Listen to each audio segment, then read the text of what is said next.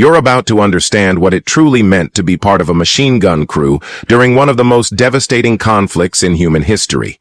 A war that claimed 20 million lives, with nearly a third of those deaths attributed to the weapon these men operated. The role of the machine gun in this war was both revolutionary and terrifying. It not only changed how battles were fought, but also left deep psychological scars on those who wielded it. These crews lived and fought in an environment shaped by industrial warfare, where new technologies and brutal tactics collided in ways the world had never seen before. Machine guns had been used in smaller colonial conflicts before, but their true power was revealed during the Great War. When introduced into large-scale battles involving millions of troops, their potential for destruction became undeniable. Alongside heavy artillery, machine guns transformed the entire nature of warfare. Gone were the days of swift cavalry charges, open-field maneuvering, and massed infantry assaults in tight formations. The battlefield became static and deadly. A single machine gun, placed strategically, could halt entire waves of advancing troops. Anyone attempting to cross no man's land using old-fashioned tactics was met with a wall of bullets that cut through men with horrifying efficiency. This pattern repeated itself again and again in major battles, forcing military leaders to reconsider tactics that had remained largely unchanged for centuries. The machine guns used in World War I were not all identical, but most major powers had adopted highly capable weapons by the time fighting broke out. Germany fielded the MG-08, a powerful weapon derived from the Maxim design. Britain used the Vickers machine gun, also based on Maxim's recoil-operated mechanism. France, on the other hand, employed the Hotchkiss machine gun, which used a gas-operated action that set it apart mechanically from its German and British counterparts. Despite these technical differences, all of these guns could maintain a rate of fire between 450 and 600 rounds per minute, enough to tear through enemy ranks in seconds. However, these advantages came with significant logistical challenges. The high rate of fire generated immense heat, which meant that the guns required water cooling to function for any extended period. Each gun had a water jacket surrounding its barrel, typically holding around a gallon of water. As the gun fired, the water absorbed the heat, eventually reaching boiling point and producing steam. To conserve water in the field, many machine guns were equipped with steam condensing systems. Steam would be directed through a rubber or metal tube into a condensing can, where it would cool and return to liquid form. This water could then be poured back into the jacket. But in the miserable conditions of trench warfare, where access to clean water was limited and every resource had to be carefully rationed, even this system sometimes failed to meet the demands of the battlefield. In emergencies, soldiers resorted to desperate measures. When no water was available, they urinated into the jackets to keep the guns operational. This was not done out of negligence or disregard, but out of necessity. The machine gun had to keep firing. During the Battle of the Somme, a particularly grim example was recorded. A machine gun company was ordered to lay down sustained suppressive fire on a German-held position for 12 continuous hours. The goal was to prevent the enemy from mounting a counterattack during a critical phase of the battle. The command came down that every drop of water at the front was to be given to the machine gunners, including water meant for drinking and even from latrine buckets. Over those 12 hours, a group of just 10 guns used up 100 barrels of water and fired more than 1 million rounds. The noise, the heat, the chaos, and the physical strain on those men can scarcely be imagined. Despite the water cooling systems, no gun could endure such punishment indefinitely.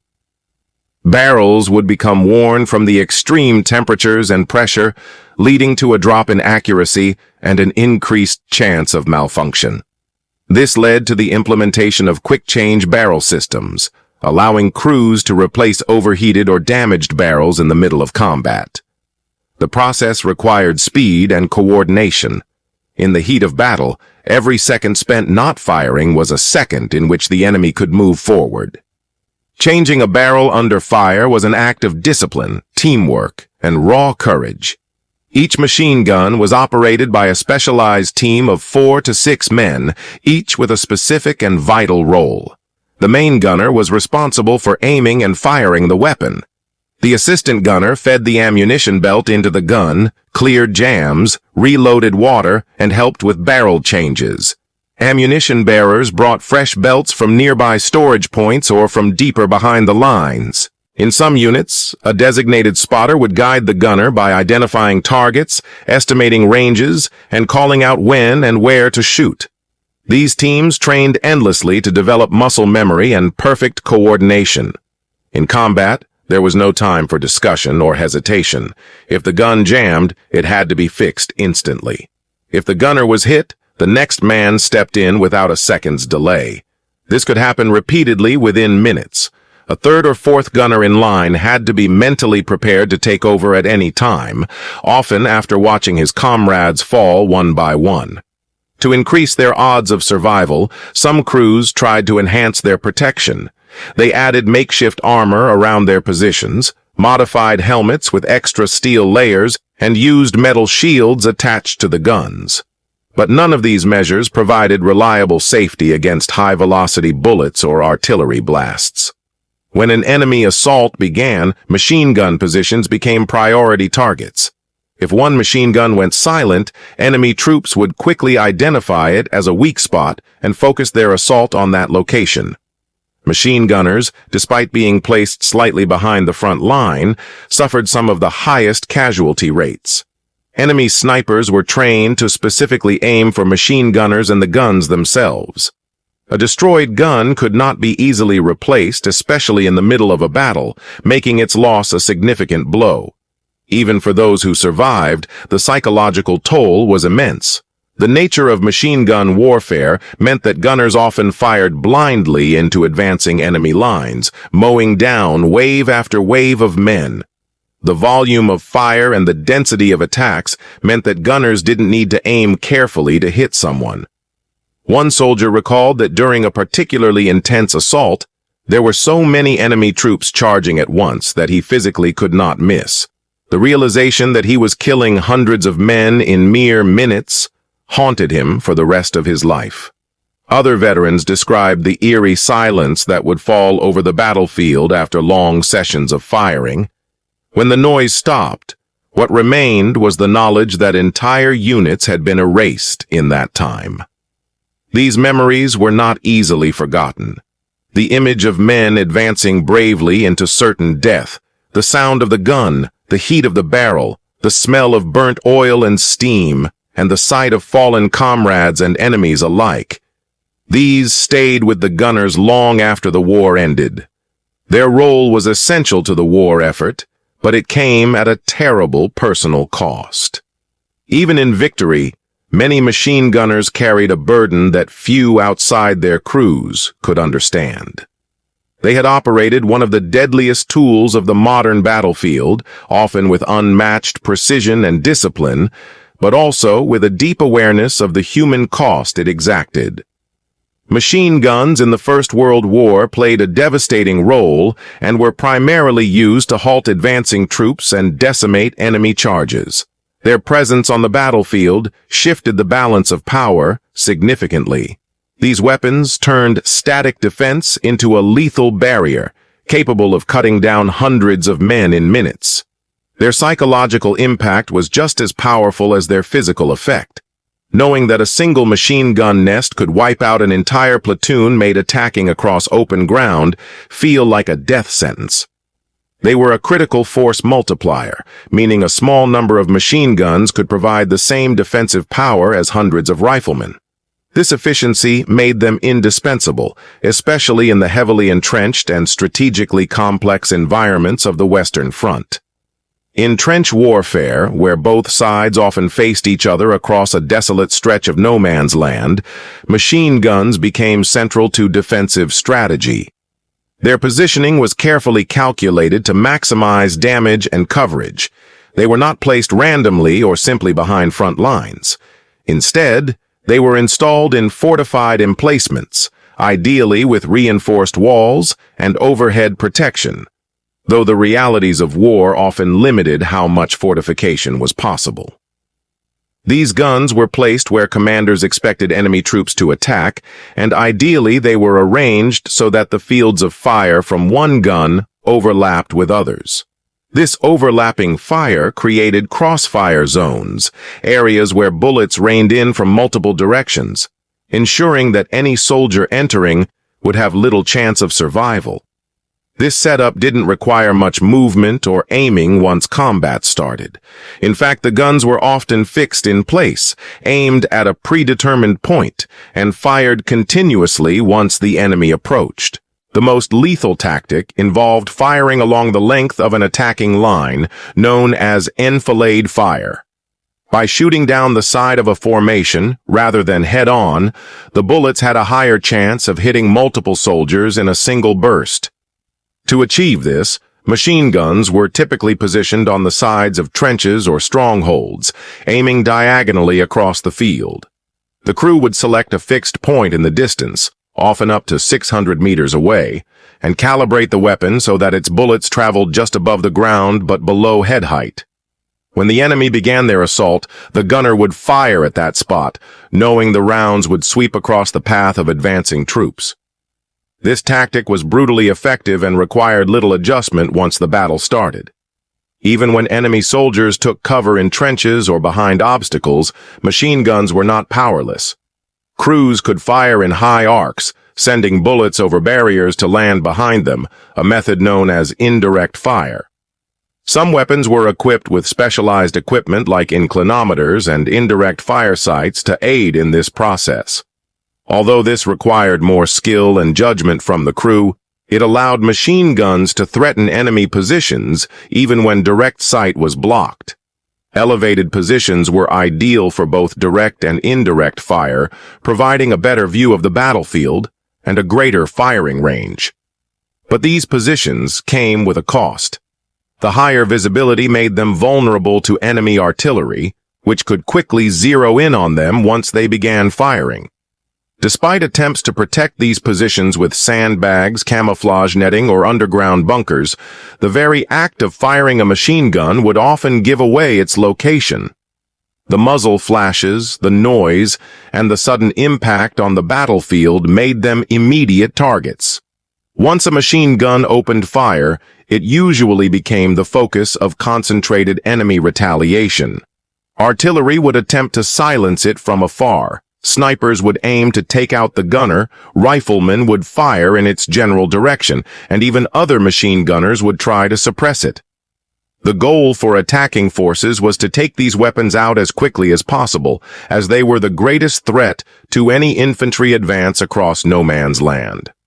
To further amplify the killing efficiency of machine guns, defensive lines were reinforced with physical obstacles like barbed wire, stakes, pits, and other impediments. These were not just to slow down the enemy, but to control their movement. The layout of the battlefield was designed to funnel attackers into narrow gaps, channels where they had no choice but to advance in concentrated groups. These narrow passages were precisely where machine guns were aimed. When the attackers moved through, they were met with relentless firepower, and entire companies could be wiped out within moments. Throughout much of the war, military commanders struggled to find effective ways to counter machine guns. Traditional tactics involved sending wave after wave of infantry in the hope that sheer numbers would eventually break through. Time and time again, this resulted in massive casualties with little ground gained. Thousands of men would charge forward, only to be cut down before reaching the enemy lines. These tactics persisted far longer than they should have, due to a combination of outdated strategic thinking and limited alternatives. It wasn't until later in the war that significant tactical changes began to emerge. One of the most important developments was the introduction of German stormtrooper tactics. These stormtroopers were highly trained units that operated in small, fast-moving groups. Their job was to infiltrate enemy lines, bypass strong points, and strike at critical locations, especially machine gun nests. They moved quickly, using terrain, craters, smoke, and nightfall to conceal their approach. Once they reached a gun position, they would use hand grenades, explosives, or close combat weapons to eliminate the crew. For machine gunners, this new threat added a terrifying dimension to their already perilous duty. They could no longer rely solely on their distance or fortifications for protection. Death could now come silently and swiftly, from determined and well-equipped enemy soldiers closing in at close range. Recognizing the limitations of heavy stationary guns, armies began developing lighter and more portable automatic weapons that could support offensive operations. The British introduced the Lewis gun, which weighed around 28 pounds and used air cooling rather than water cooling. It fired from a drum magazine and could be carried and operated by a single soldier or a small team. Its portability allowed it to accompany troops during advances, laying down suppressive fire to cover their movements. France developed the Chauchat, a lightweight automatic rifle designed to give mobile units increased firepower. Though innovative in concept, the Chauchat was plagued by mechanical issues and often failed in the field due to poor construction and battlefield conditions. Germany responded with the MG-08/15, a modified version of their standard heavy machine gun. While still relatively heavy and requiring 2 people to operate efficiently, it was lighter than its predecessor and more suited for flexible use. These innovations represented a turning point. Soldiers were no longer entirely dependent on stationary guns to deliver automatic fire. Now they could bring that power forward with them, integrating it into their attacks rather than relying on it only for defense. One of the most influential weapons to emerge from this period was the MP-18, the first true submachine gun. Compact and chambered for the 9mm pistol round, it was designed specifically for close-quarters combat, such as that found in trenches and fortified positions. Used effectively by German stormtroopers, it allowed troops to unleash rapid fire in tight spaces where rifles and heavier weapons were unwieldy. The MP-18 marked the beginning of a new class of weapons that would redefine infantry combat in the decades to come. By the end of World War I, the machine gun had transformed from a cumbersome defensive weapon into a central part of modern warfare. Its influence extended far beyond the trenches of Europe. The experience gained during the war shaped military doctrines, weapon designs, and tactical thinking for years to come. The lessons were brutal and often paid for in blood, but they paved the way for more mobile, adaptable, and lethal forms of warfare. The story of the machine gun didn't end with the armistice. It had only just begun, setting the stage for even greater developments and far more devastating conflicts in the years that followed.